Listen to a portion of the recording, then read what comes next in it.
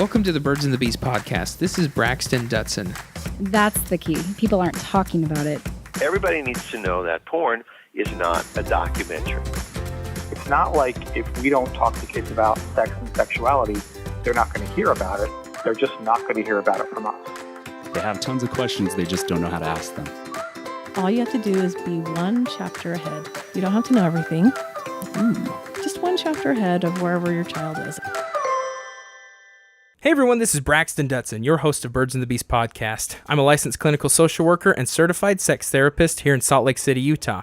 Every episode of this podcast is meant to bring you information from top professionals in relational and sexual health, and I want you to have all the tools, tips, and tricks you need to improve your relationship with your partner and feel confident in teaching your children about sexual health and relationships. Today is going to be a little bit different than most of the other episodes that I have, as this is going to be the start of a different segment for me, which is Candid Conversations. Now, I did a podcast. I was invited on a podcast called Digital Adventure Radio. They had me on because they wanted to learn a little bit more about another thing that I'm doing. Here in September 22nd, 2018, I'm going to be attempting to break the world record of most mustard drank from a bottle in 30 seconds. Now, I've got to beat 18 ounces, and they actually brought me on because they wanted to know a little bit more about the reason why I am attempting this world record. I am excited to bring you this episode with them. They brought me on. They let me use the audio for this podcast, but I'm excited to bring to you. We go over a little bit how we know each other, how I got into the sex therapy field. They got to interview me, which is a little bit different than what I'm used to, but it was a lot of fun to talk with them. I think you're really going to enjoy this episode. We get to talk a lot about sexual health and talking to kids about sexual health. The other unique thing about this is you can actually go and watch this episode with me talking with Jesse and Brian around their table with some really cool equipment and watch it on YouTube. So head over to youtube.com, and if you search Digital Adventure Crew, it'll pop up and you can look for their podcast segments, and they call it Digital Adventure Radio. Look for the Birds and Bees podcast united with them, and you'll be able to watch us film this episode. So that's really exciting, and I'm real excited to bring this to you. Remember that I love each and every one of you so much for downloading these episodes. If this is your first time that you've downloaded, welcome to the Hive. I appreciate you being a part of the Hive and being a Hive mate with me. It's all of us together. We're all trying to help each other to build up a different unity in supporting each other in talking to the next generation about sexual health and changing the shame that's around it. And you being a part of this podcast is that next step. So thank you for being here.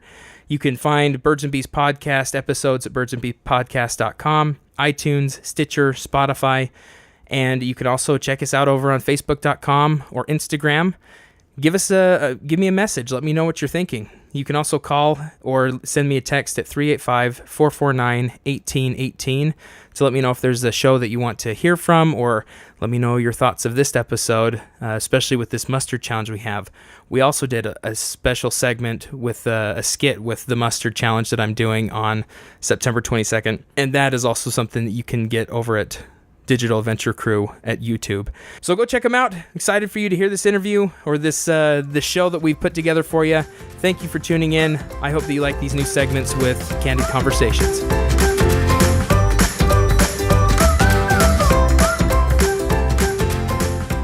What's up, everybody? Welcome back to Digital Adventure Radio and Birds and Bees podcast. Today we're doing a fun little collab together. After a slew of technical difficulties, we have managed to make it work.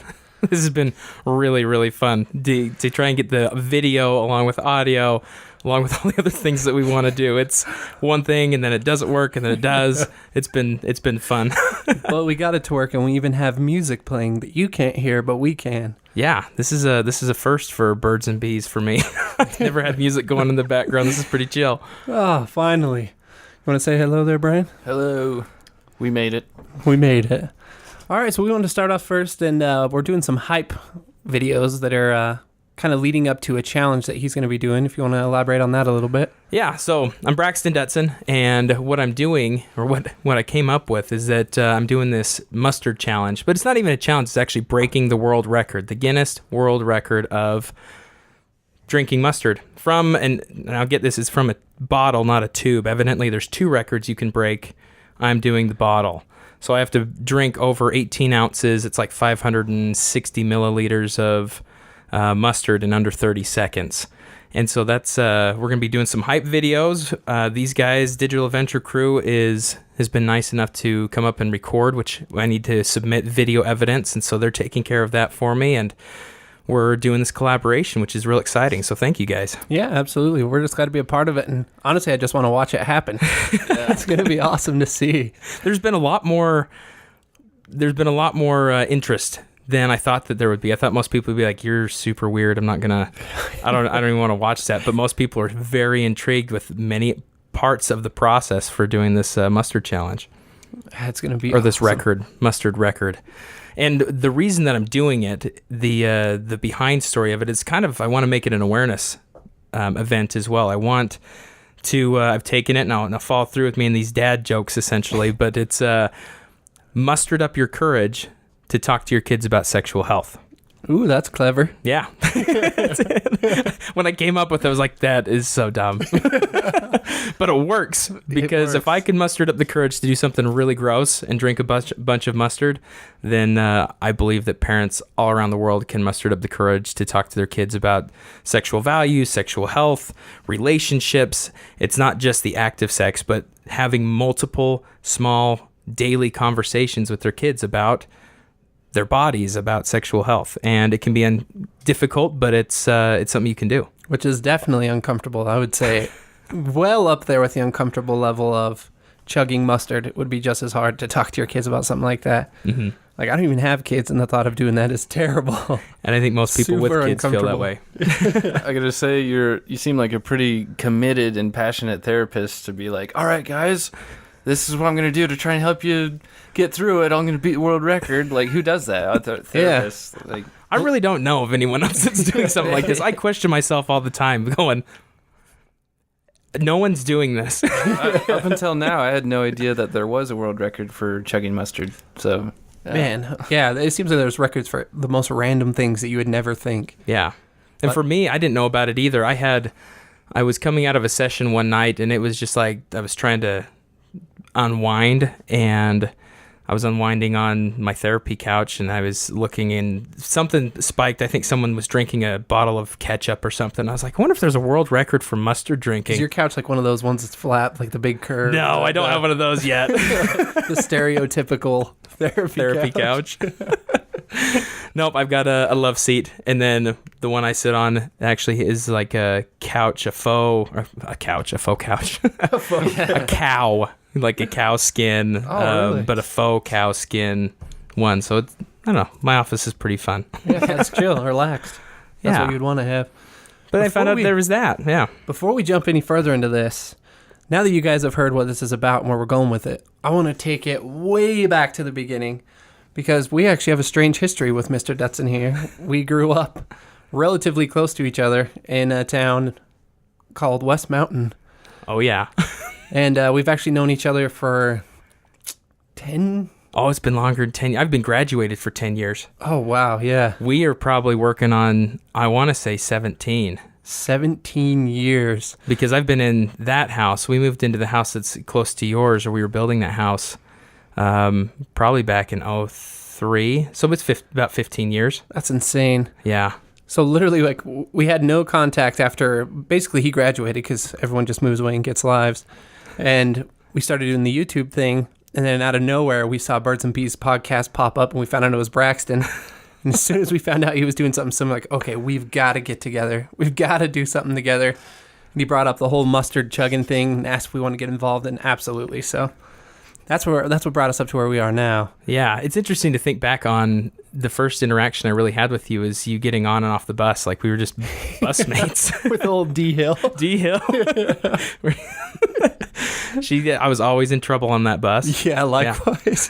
Yeah. They'd issue those little bus tickets if you were bad and you couldn't ride the bus for a day, and have your parents sign it. Oh, man, good times. Yeah. My last bus ride I ever did with her, she gave me a hug. No way. Because, like, my last year going on the bus, you were gone, Cody and Bo had a car. So, like, the whole year I was just, like, kind of listening to my music, just waiting for the bus to leave. And right when my last time getting off the bus, she was just like, hey, wait a minute. And she's like, you've really grown up and turned into a great young man. And she stood up, like, not easy for her. And she, like, hugged me. I was like, whoa. Like, see you later. See? But no, it was really nice of her to do that because we put her through. Oh my gosh, lot. the ringer. The ringer. Like, Everything and anything. Oh. Well, we had like more than that, like a 30-minute bus ride home. oh, yeah. We're out in the middle of the sticks and so many stops. So, man, you can only pin a kid up for so long before they find every avenue of entertainment, you know? I just remember you, Cody, and Bo would always try to sneak me off the bus because you would talk to her and I was smaller. So I would just, like, go right behind you Yes. guys. And I did it, and she saw me, and she's like, Mr. Vigasa! I was like, Her.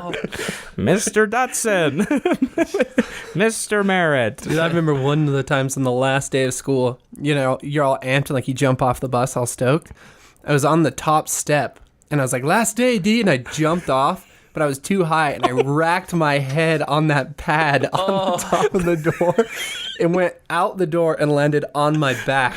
Are you serious? I was like, oh, and I just look up at her. I'm like, last day, see ya. I just run off so embarrassed. I can't believe you were alive. It was so bad, dude. Oh, heaven. Yeah, we had some good times on that bus. Oh, man, so many good Bless times. her heart. Years and years of putting up with us. Yeah. This one's to you, D. Yeah, DUD hell. To you. Hopefully you see that. That would be so cool. I'm gonna call her out on Facebook. I'll be like, listen to this. We talked about you. she'll think that's fun. She has no idea the impact that she made on us. Yeah, seriously. And that I Am the Pizza soundtrack. Did she ever put you through that? Oh, yeah. Oh, and like all the the kindergarten Halloween stuff. I am Oh. the pizza. I am a pizza. Pepperoni. And everybody on the bus would just light up. No. She would just laugh and crank it up even more. She'd Oh. sing it into her little thing. Remember, she'd do like the crackly voice, like, I am the pizza. She'd do that Like, so much. Especially if you were bad. Like the worst you got, she was like, I can hang with this. Yeah. And she would just crank it. Dude, that's- Stop the bus and no one could get off for a minute. She'd be like, hey, until everyone's sitting down, and like then the kids would start turning on you and she'd like have the whole bus turn on you. Yeah. Like, would you sit down? I want to go home. Oh no! Like you got to give it to her though, because for her to do something like, I totally get it now. It's like that was her making her job funner for her. Oh, yeah. to just torture little kids with crappy music. Yeah. Well, we never would crack her either. That's the other thing. Like there are other bus drivers we'd crack. Oh, You yeah, know, like, just lose it. Just they would lose Yeah. it, absolutely lose it. And this Yeah. one, she's like, well, if you're gonna up the ante, I'm gonna up the ante too. I'm like, we have no control. And no control. if it got too far, then we get a ticket. So Those tickets. those tickets. I hated those things. Yeah, then I had to pay my mom to be a taxi. That was the threat. She's like, if you get kicked off the bus and I have to be your taxi, you're paying me $5 for taxi fees. I'm like, that's the worst. $5 back then too is like everything. Yeah, for a 15-year-old, it was like, or no, I was probably 12 when I was getting those tickets. So yeah, that was bad. Oh man. But yeah, I think that so I graduated from school and obviously took off and went up to college to start my my social work program to become an LCSW. But even from time to time, like my brothers were hanging out with you guys, and so I'd come over and Old Parker. yeah, Parker would be coming over and I'd see the trucks you guys buy or the cars. We'd end up doing some sledding whenever I was down in Payson, which is actually where we're recording today, which is awesome. Old Payson, Good small old town Payson. life. That's awesome.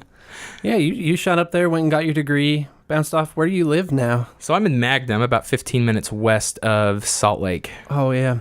Yeah, which that's is out more in the- kind of out in the sticks as well. We got a lot of farmland out there, but because of Amazon and FedEx coming in, there's a ton of development. Oh really? They're building out there? Oh yeah, they're that's building gonna like crazy. It's gonna boom. That's gonna be a lot of jobs, a lot Yeah. of people. Yeah, so I ended up getting my master's degree up at the University of Utah in social work. And from there, one of the classes there was the human sexuality class. And when I was taking that class, I decided, wow, I really like this topic. Like it was a little bit odd. I was in the class thinking like, wow, I feel like this is where I should be. And then I was also like, maybe you're just a perv. Because I was way into all of the topics we were talking about from on the sexuality spectrum. And I just found out, no, I'm just super passionate about changing the way people talk about sexual health, helping people understand more. And I get real frustrated that there's not enough support or education for parents, for kids.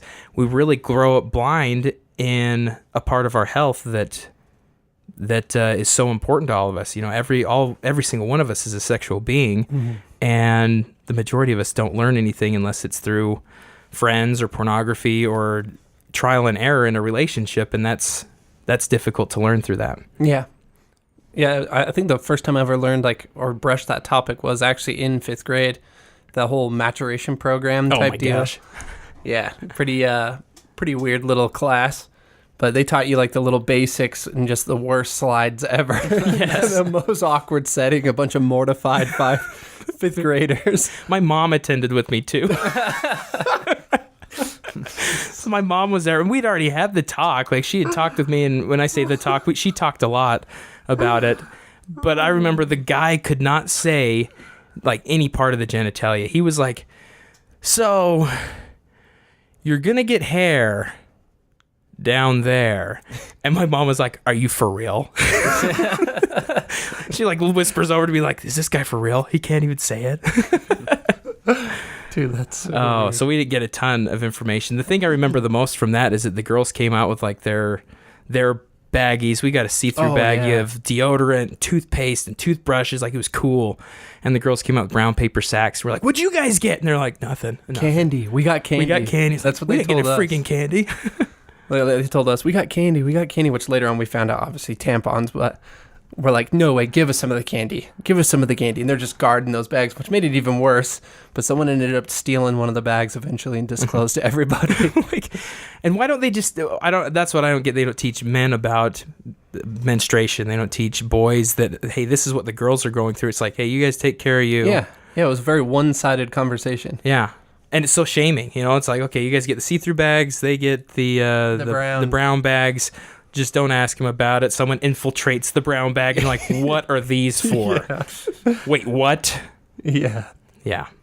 So I think we had to change that. That's my premise. I think that's a good way to bring it up and pull through it, because obviously just having this conversation here, you can already start to spot there's something wrong with the way this is being taught. There's something wrong with the way it's being brought up to kids. Even the way that we talk about it. It's just such a foreign thing. Nothing was really clarified, or you didn't walk out of that class with a good feeling or a good vibe about what just happened. It was still kind of rocky and weird, Oh, yeah. And then literally, I didn't hear about it again other than friends, up until I was probably 15 or something like that with my parents. And then it was just a quick brush of just yeah, okay, so sit down, let me give you the lowdown. Here's how it's going to work, And you're just I already know this in the worst way possible from friends, but this is just crazy awkward, Yeah. I just want this to be over right now. Right now, because we never talk about it, and if we can just get through it, then... Yeah. Was that your experience too, Brian? Oh, yeah. I don't know, 5th graders and just watching all that stuff in a room, and it's all dead quiet, and it's just on a crappy projector, and the teacher's just yep. And then it's just it's the part of the day that everybody just wants to be over with, because it's just, it doesn't really do much. It's awkward, and you feel like you get nothing from it other than well, that was weird. When did your parents give you the talk? I don't think they ever did. Oh, well, sit on down, buddy. Let me. We can give you one. But this is the funny part about it, is we talk about the talk, and I want parents to move away from that crazy. So as I graduated my license and got my license as a social worker, on top of graduate school, I took another 2 years and did sex-specific education for myself. So I went through this thing called ASECT, which is an organization that certifies therapists, educators, and coaches on sexual health, so they can identify their judgments, their biases, get correct information, and be able to actually provide sexual support and help to parents or anyone that comes in to see them. And so that was essentially getting another degree. Oh, wow. And throughout all that is when I'm finding out even more of if we could make this a same conversation, as much as we talk about car safety and seatbelts and, heaven forbid, what is it, the drug week, Red Ribbon Week. Oh, yeah, that's what it is. The whole dare thing. Yeah. The whole dare situation where everyone's talking about okay, I remember them bringing Power Ranger stickers, and they're if you see a sticker like this, it's not a sticker, it's acid. Don't eat it. Don't put it on your fingers. They gave us all these warnings about it and taught us in depth about drugs. but we can't learn about any type of sexual understandings. We get one, I find that parents tend to do talks about like 8 years old, 12, and then 16. I don't know who came up with those ages, but those seem to be the general progression of like, okay, 8-year-olds need to know how babies are made and how they get into tummies. 12-year-olds, you've got your puberty that's hitting, so we better talk about puberty. And then 16 is like, crap, they're gonna date. Prom's around the corner. And so we need to make sure that they understand. And like your experience is the same for the majority of people. We're like, yeah, I don't want to be here right now. We don't talk about this. Can we just continue not talking about it? Or even like with Brian, we don't get one. It's just like, whoop, figure it out. Yeah. I don't know if they just didn't want to, forgot, or assumed that I already knew. But I don't remember it happening. Yeah. I'm pretty sure it didn't. And lots of parents fall under each of those categories. Yeah. So you say that you would want to get away from the talk, and you talked about there being 3 times that parents would do it. So with everything that you've learned so far, what would you recommend, or how would you advise parents to speak to their kids, and how often about these kind of things? So I encourage, first, it's getting parents to feel a little comfortable. And, if we can say this on YouTube, I say it on my podcast all the time, but when we're talking about correct anatomical terms, so I'm going to use them. And it's, if you can get yourself comfortable with saying penis, right?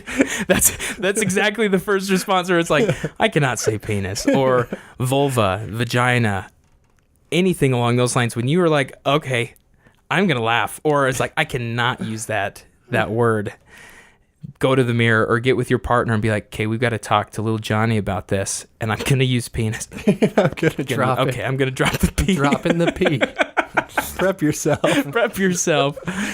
So being able to prep yourself and get through your uncomfortabilities, and even owning when it is uncomfortable, I'm telling you, is you're able to bring these conversations up more and more, it becomes a part of normal conversation, just as much as, hey, are you wearing your seatbelt?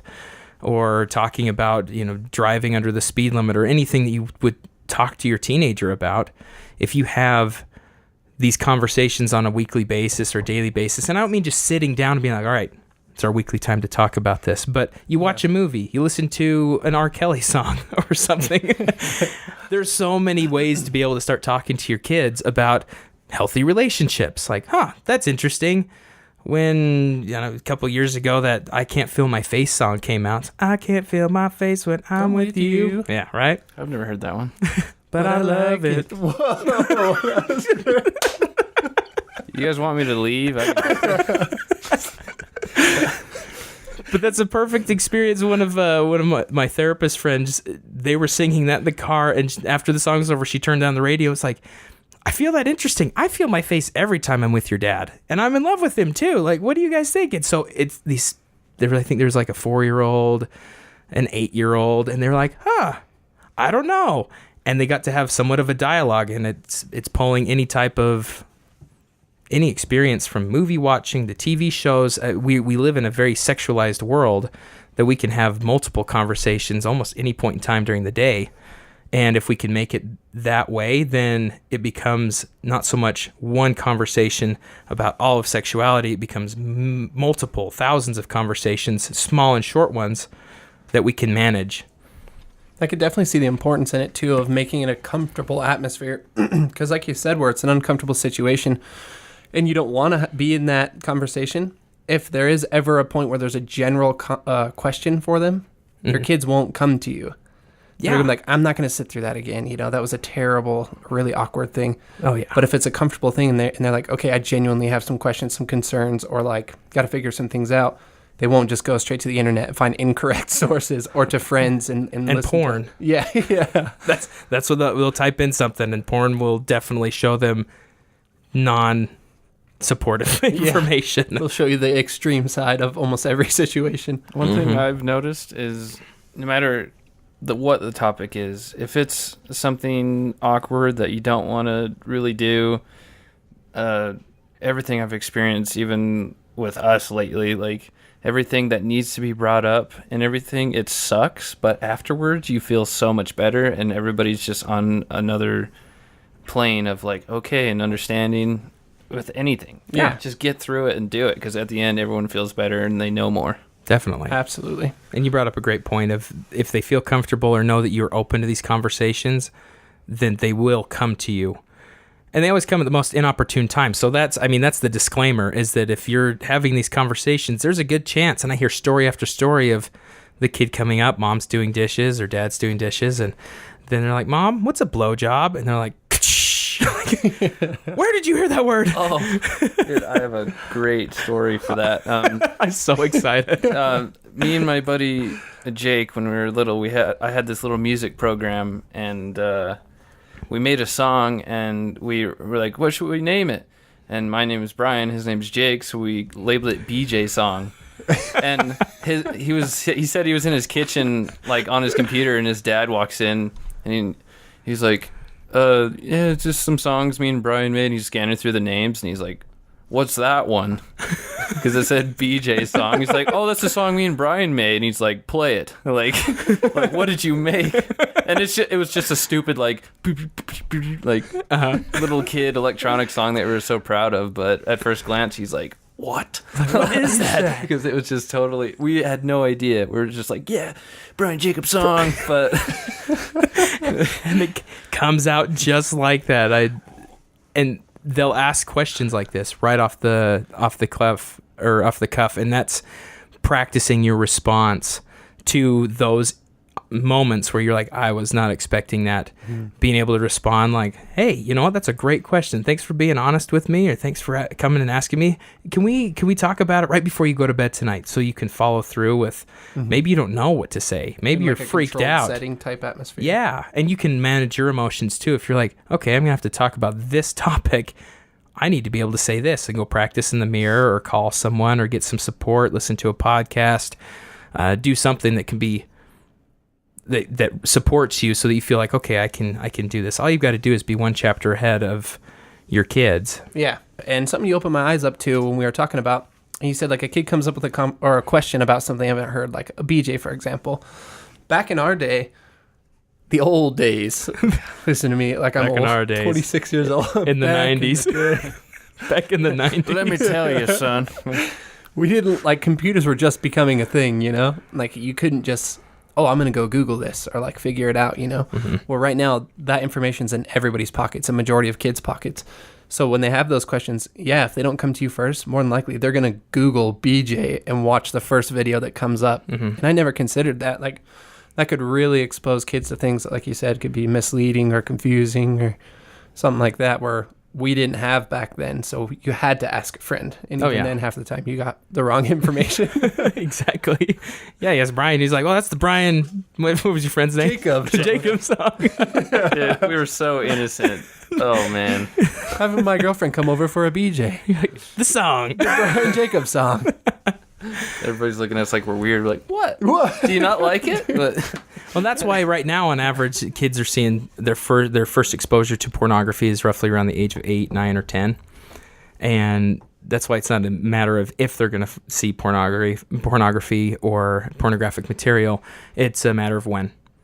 And so having these conversations is super important, so they understand the understanding of pornography, as well as it's important for parents to know that we don't jump straight into, well, my kid's a sex fiend and they're addicted to porn or they're a sex addict, where ultimately I came up with the 3 C's of why kids are looking at pornography. And one of them is, the first one's clicking. Like, for example, this one girl that was looking for tights. She was Googling tights. Younger girl didn't know it spelled TIGHTS and spelled it TITS. And so obviously Google was like, well, we know what you want. Yeah. And pulled it up, and mom was like, what is my daughter looking into, and why is she looking at pornography? It was sincerely concerned, which is understandable. But that's the clicking part, misspelling words, looking through YouTube, and YouTube has a generator that, just brings up movie after show after show after show that you could stumble across something. The kids randomly just stumble onto things on accident. And that's okay. It's important to be able to talk about that and talk about your values. So you've got the clicking, and then the curious. Curious tends to happen, a lot, especially because we don't know what a BJ is, or what do girls look like? we don't know. No one's talking to us, but we're curious. We know they're different. And so then they Google that, or they're asking friends. And these are all very normal behaviors for kids. But it's important that, one, we're able to curb their curiosity into, okay, you come talk to us when you're curious. We can get you this information. But also knowing that if you see that they have stumbled across pornography or have searched out pornography and come across it, that doesn't make them a sex addict. It doesn't make them a porn addict. It makes them curious. And we need to have some conversations about that.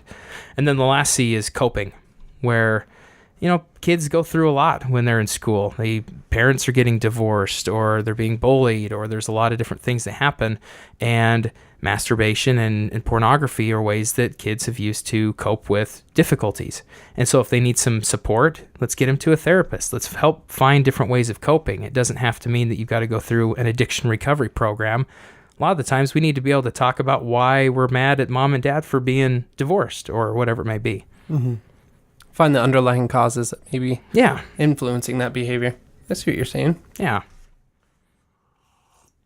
So those tend to be the different reasons, or that I came up with on what I see the most with kids being exposed to pornography. That's wild. Have you been staying pretty busy? Do you have a lot of people coming over? and talking Yeah. about these issues? Yeah, I do. I see probably 30 individuals and couples. I see individuals, couples, and teenagers, about 30 people a week. Really? What's the age spectrum of the people that you talk to? So I go, the lowest age I tend to work with is about 12, 13 years old.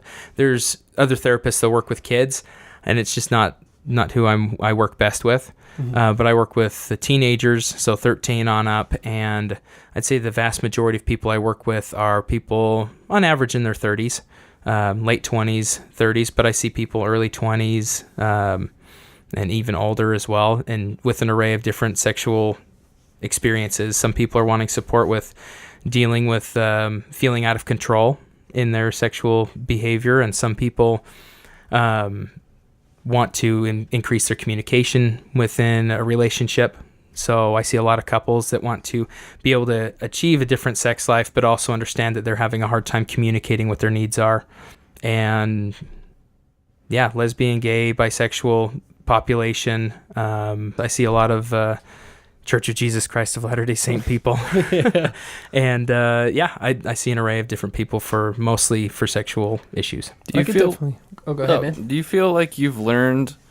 I feel like you would, doing that kind of job, like learned a lot about just different personalities and just life in general. Like meeting so many different people and hearing their stories. Like I feel that like that would make you see things in a new way.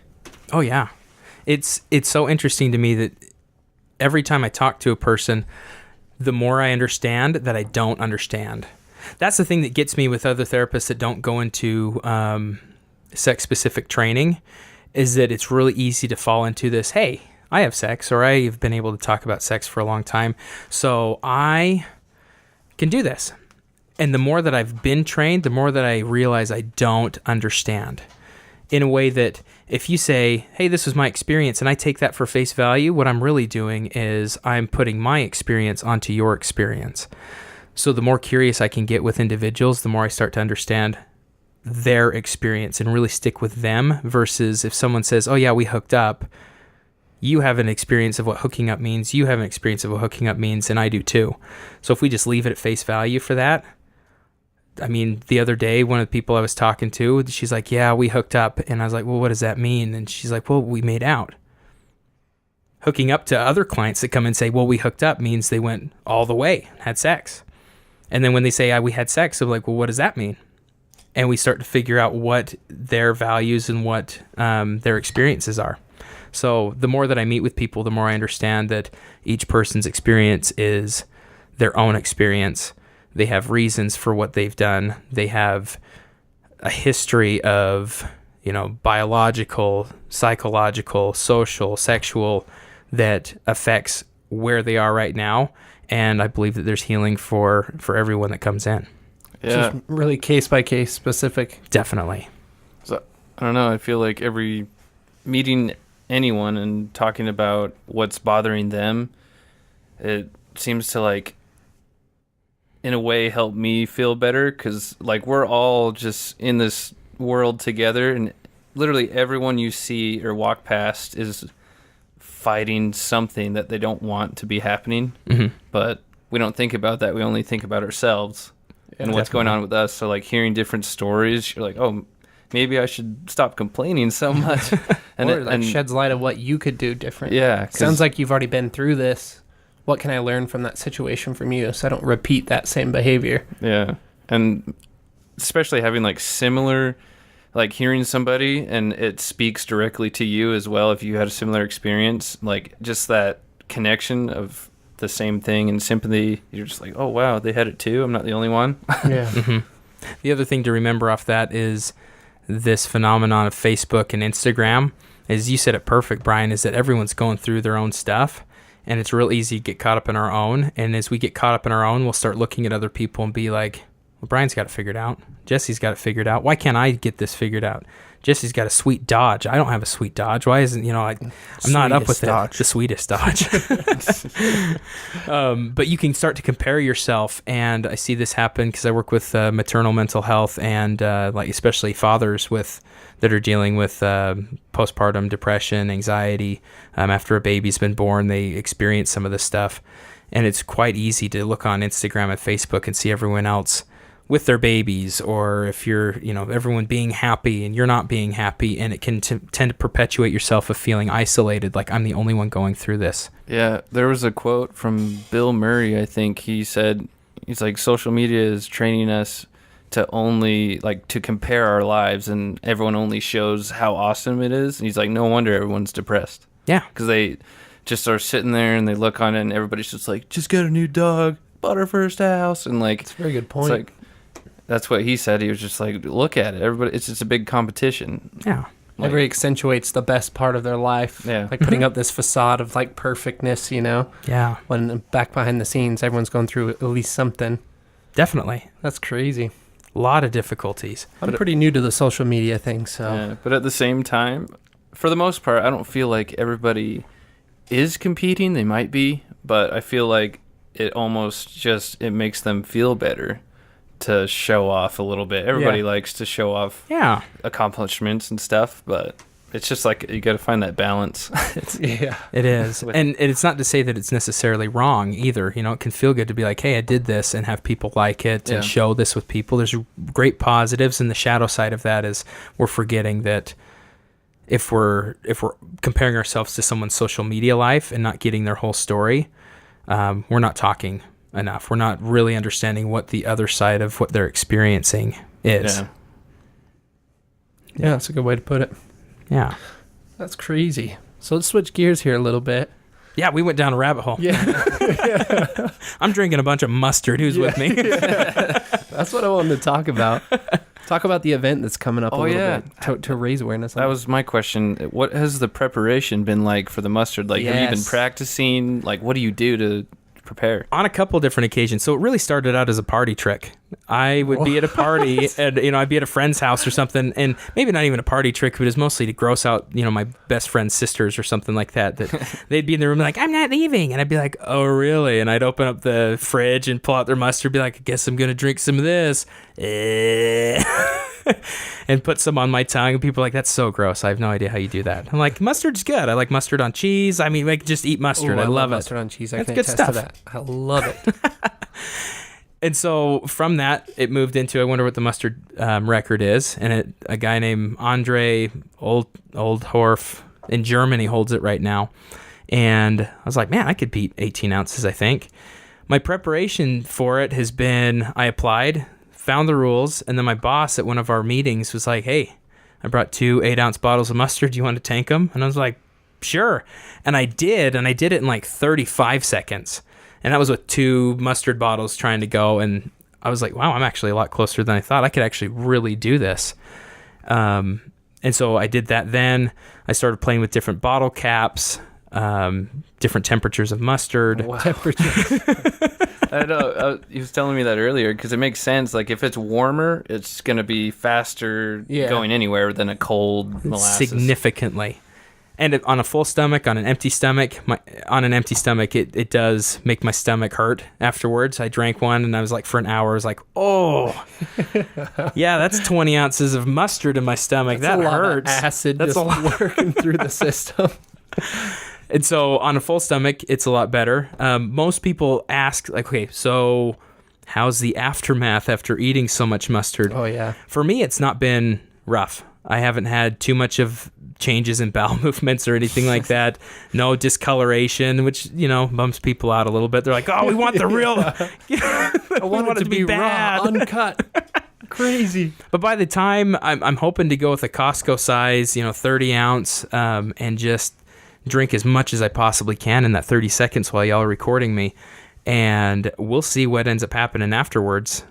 Try to not just beat the record, but just slaughter the record, especially because I just gave away all my trade secrets of like, oh, temperature is different. Oh, you got to go with this different size mustard cap. And, this is the bottle that I'm going to go from. And I think the hardest part is getting all of the mustard out of the bottle because it slides down the side. Yeah. And so you're shaking it. And do you have to keep it down, or do you just have to get it and then you can throw up, or what? How does it work? It doesn't say anything about throwing it up. I know that if it's like right afterwards, yeah, that's not going to count. The main thing is you have to get it down, and then once the timer ends, you have to open up your mouth and all the mustard has to be gone. And then it's done. From there on out, it's like if you drank it, you drank it. Oh, really? Yeah, but I haven't thrown up yet either. And there was that one 16-ounce thing that I did, and then I did a 20-ounce one for City Weekly. And they did a special story on me, and they're like, we want this to be just our video. So they videoed me doing it. And that one worked out really well. The cap I used on it was horrible, but yeah, it's all in a learning process. Just like a little tiny nozzle, trying to squirt it out of there. Have you been getting faster at your times as you? Yeah. So I did that 20 ounce. We did the 30 seconds, and I believe there was only maybe 2 ounces left. So if anything, I believe I tied the record there, and that was with me trying to shake it. And the bottle was one of those. Right now they've got the no spill caps. Oh yeah, that have the little plastic in them, and that doesn't allow any air to get back in. And so I squeezed that bottle so hard that I was like trying to get it undone, and I couldn't get it out. It was really hard to squeeze through that. Yeah. So I'll go with just an open cap. What's the premise again? Is 30 seconds? 30 seconds for 18 ounces. Yeah, I've got to drink over 18 ounces in 30 seconds. It's all got to be gone, and yeah, the preparation's really difficult just because I don't want to sit and drink a ton of mustard from all the sodium and things like that over and over again. But in comparison to, again, what I'm trying to accomplish with these parents is that as hard as it is to do, like I can't just say, okay, I'm just going to drink a bunch of mustard day in and day out because it's not healthy. It doesn't work that way. I am constantly thinking of, what are some different changes? How can I change some things? And I thought that cap with the plastic was going to be so much better, but it wasn't. It was worse. It was horrible. But the main thing is this trial and error. And it's the same with talking to your kids about sexual health. It's what do I want to talk about? How do I bring this up? Each kid is different too. There's not a specific way to talk to your kid about sexual health. And it's not all about the act of penis, vagina, intercourse. I mean, there is so much more when it comes to sexual health than the actual act of sex. There's hygiene, there is values you put into it, there's dating, there's everything under the sun, hormones, all that stuff that you can talk to them about, and healthy relationships.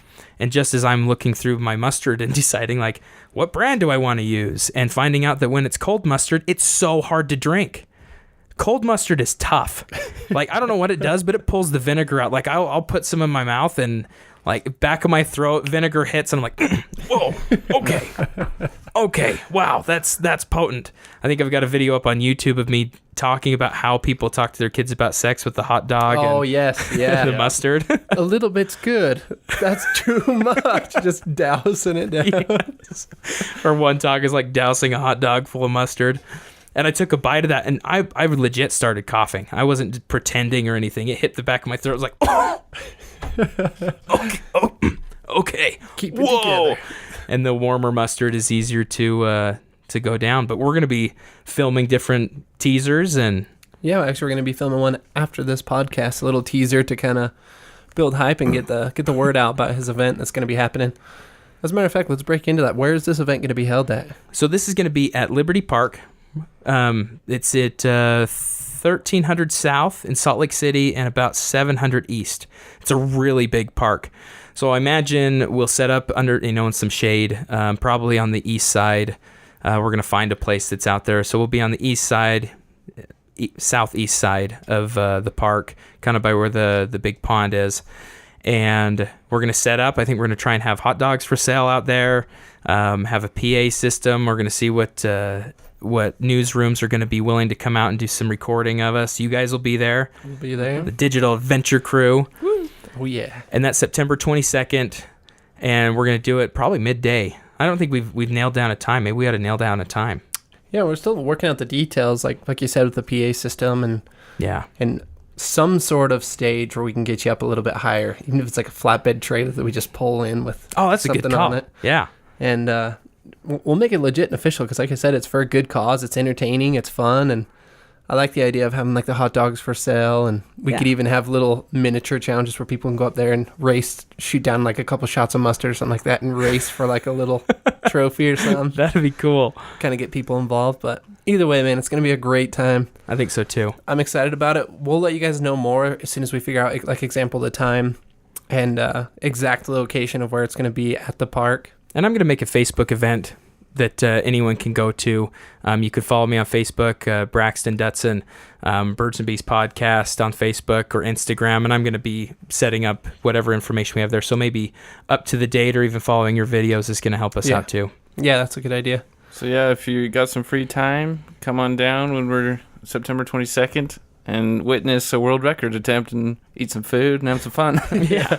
Eat some hot dogs. Eat some hot dogs. And if you're a parent that decides that they want to know a little bit more about sexual education or specific topics, you're not 100% sure how to go about it, that's what the premise of Birds and Bees Podcast is all about, is free information for parents and couples to increase their relationship in the couple, as well as help prepare you to talk to your kids about healthy sexual health and be able to help you feel like, yeah, I can do this.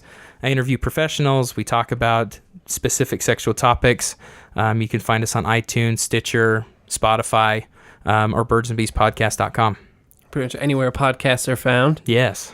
Way more than where we're found at. We're only on YouTube as of right now. But you guys have a setup. I mean, this is sick. Thank you. Yeah, we're getting there.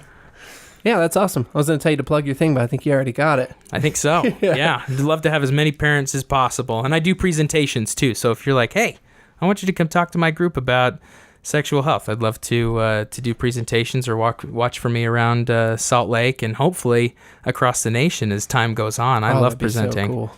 That would be so cool. You get to travel and get to go talk to people about that. Oh, yeah. It's my favorite. I love it. That would be so fun.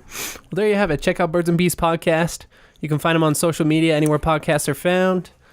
Be sure to look into it. It's a really cool thing. He does little videos as well, which are really entertaining. And it's amazing information, something that I think everybody could benefit from or help you out a lot. You want to go ahead and plug our stuff there, Viggs? All right, we got the Digital Adventure Crew on YouTube now. Go check us out if you like funny skits, podcasts, and challenges. We try to make it just a fun time for everybody and for us. So if you have some free time, check us out. We're pretty much not locked down with anything. We're still finding our niche in the YouTube sea, so we do a little of everything. I can vouch for that. It is hilarious to watch what you guys do. Like you had the cup challenges and then roulette with different gross things to eat, and and the skits. The skits are funny. Well, literally whatever we feel like that day, we just wake up like, you know what? Let's have fun with it. We're just gonna film this. Yeah, so far we've been having really positive responses from people that we didn't expect because we were so nervous to throw ourselves out there because we liked it. We're like, we have fun, but everything we've been hearing from random people, we're like, wow, thank you. I had no idea that it would come to this, but hopefully it keeps going. It's just got to take that first step, the uncomfortable step of being vulnerable. Exactly. Putting yourself out to the world. Get it. Like, take it or leave it, I guess. Well, thanks again, guys. Be sure to check out our next video and look for him on the internet as well. And until next time, see you guys later. See ya.